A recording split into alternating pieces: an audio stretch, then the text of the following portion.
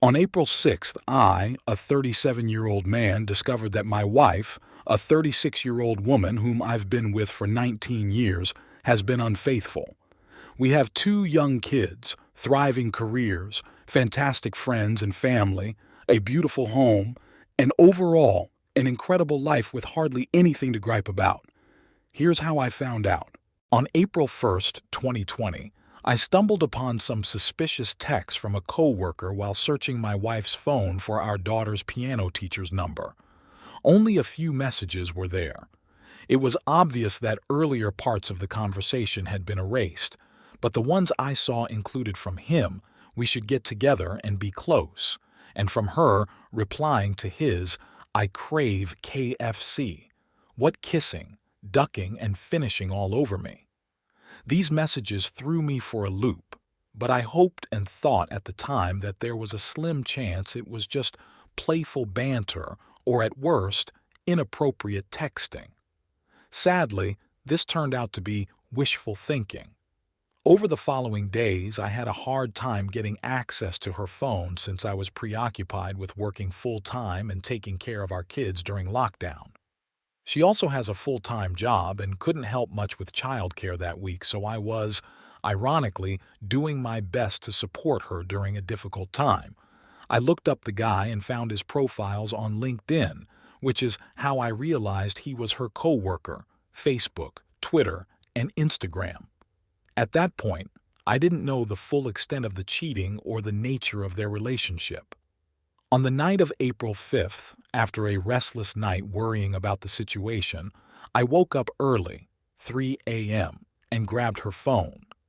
I combed through all her texts, WhatsApp, Facebook messages, emails, and photos to find more evidence.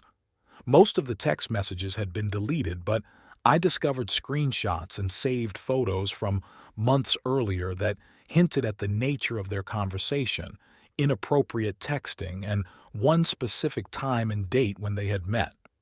There was a screenshot of a Google map from a certain location to our house. On its own, this wouldn't have meant anything, but the next photo, time-stamped 30 minutes later at 8:30 p.m., showed the inside of a car parked at a recognizable public spot about a 5-minute walk from our home. I checked the time and date of the photo against my diary. It was from July 2019 and knew I was at home. This meant she must have gone out to meet someone. I didn't know for sure at the time if it was the affair partner, but I knew she never told me she was meeting anyone, so I assumed it wasn't innocent. This image served as proof that their relationship wasn't just limited to inappropriate texting, although there was no evidence of any physical closeness. I then established a timeline of up to 10 months, meaning I had to look back that far. I also found a photo of a man in a bathtub, modesty preserved, but there was no way to identify who it was. This suggested that pictures were being exchanged, but there was no evidence that she had sent any. At this point, I had trouble piecing together more information until I looked through the social media from the past 12 months and realized that he had been on work trips at the same time and place as my wife, twice, in a major U.S. city, in June 2019 and February 2020. This obviously raised red flags, but I still lacked concrete evidence. That was all I had. While everything pointed to a full-blown affair, I didn't have solid proof and couldn't figure out where else to look. However, I couldn't hide my anger and distress from her any longer, so on April 6th, I confronted her. The unveiling. I started asking her about the other guy she was texting with and deleted previous conversations without going into detail. I did this to ease into the conversation and prevent her from getting defensive right away. After discussing that topic, I straight up asked her, "Who's this John?" Her reaction was immediate and gave me a vibe that she wasn't too thrilled about it. At first, she tried to play it cool and said it was just harmless texts, but eventually admitted that it wasn't appropriate and was just playful banter. I decided to ask her about what went down in U.S. City in June, but she quickly shut me down and denied anything had gone on. I didn't have any solid proof, but I tried to hint that I knew something was up. It took a while, but she eventually started to spill the beans, starting with little tidbits of info like, we were just hanging out at the bar and we were by ourselves.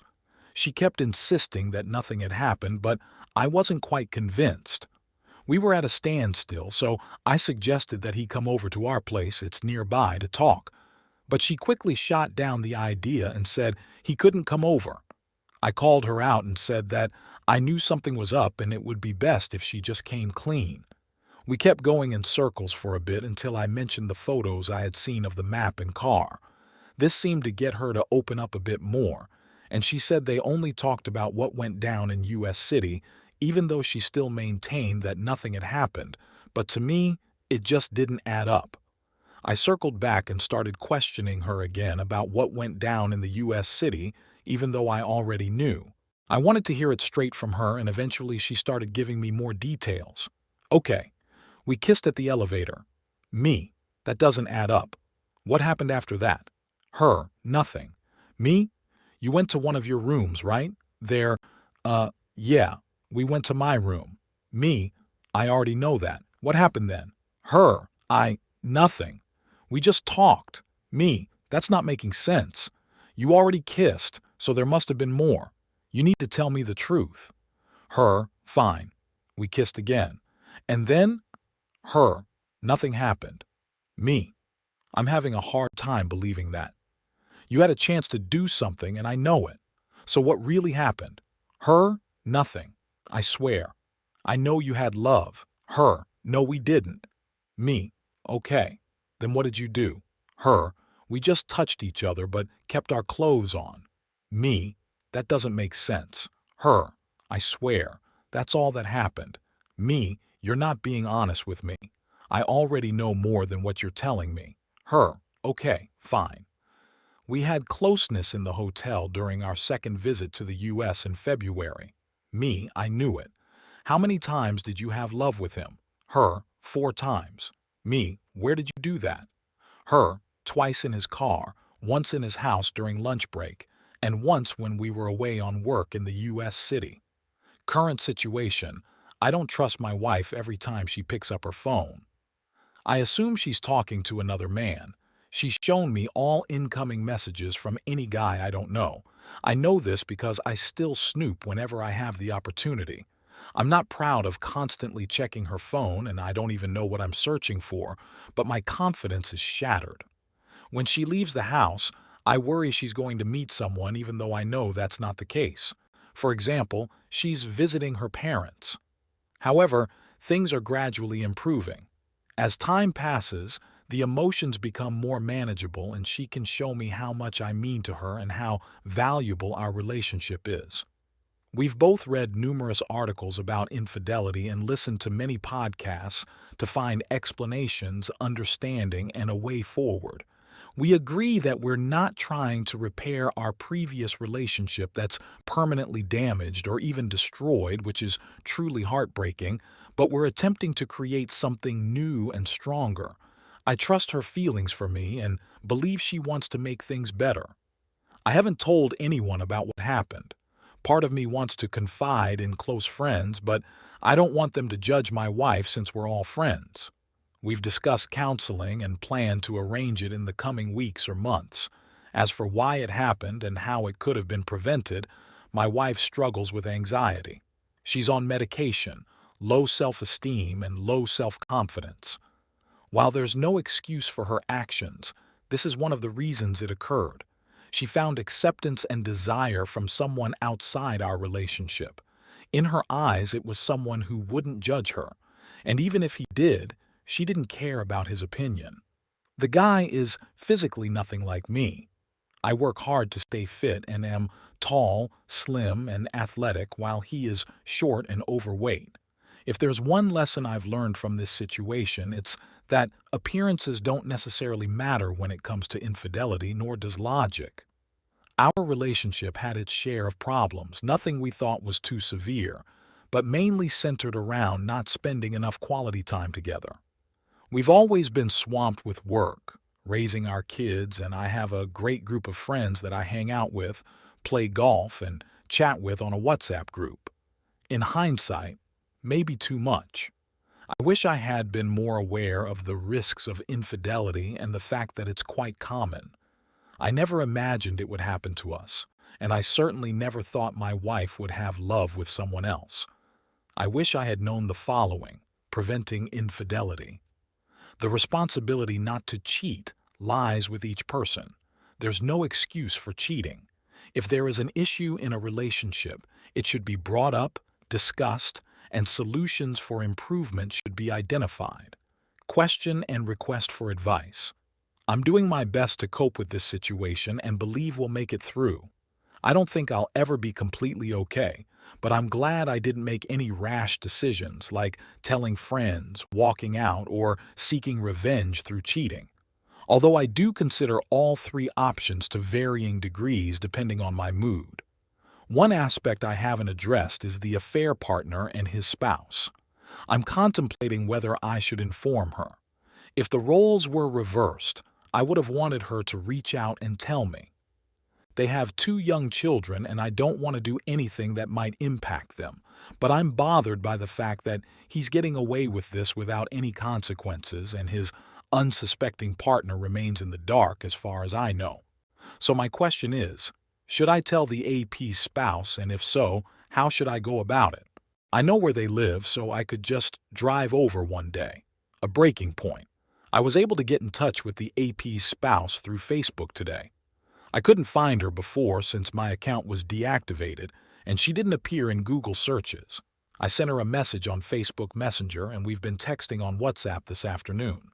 She's aware of almost all the details I know, but she said she had something urgent to tell me. My heart sank as I wondered what could possibly be so important.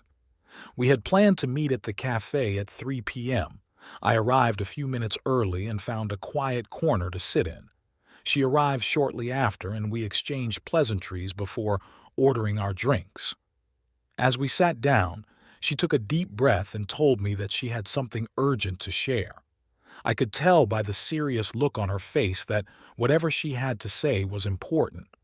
Little did I know that what she was about to reveal would completely change my life. I couldn't believe what I was hearing when she told me that she found a conversation in her husband's phone confirming that my wife was pregnant by him. My heart was pounding, and I felt like I was in a daze. I had suspected that my wife might be cheating on me, but I never thought it would lead to something like this. As the news sank in, my anger began to grow. How could my wife do this to me? And how could the other man be so careless as to impregnate her? My mind was racing with questions and accusations, and I couldn't seem to get a grip on my emotions. I knew that I needed to confront my wife about this, but I didn't know how to approach the subject. I was afraid that I would lose my temper and say something that I would regret later. And at the same time, I didn't want to be too passive or let her off the hook too easily. Then she broke another shocking news. She told me how they had come up with a plan to tell me that the baby was mine because she didn't want to make a termination. That's why I ended their affair. What the heck is going on? She is crazy. I will never raise an affair child in my life. I didn't want anything to do with it or with her for that matter. The thought of being with her after all that she had done made me sick. So I decided to take action.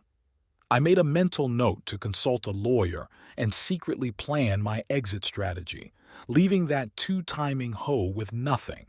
She deserved every bit of pain and suffering that would come her way.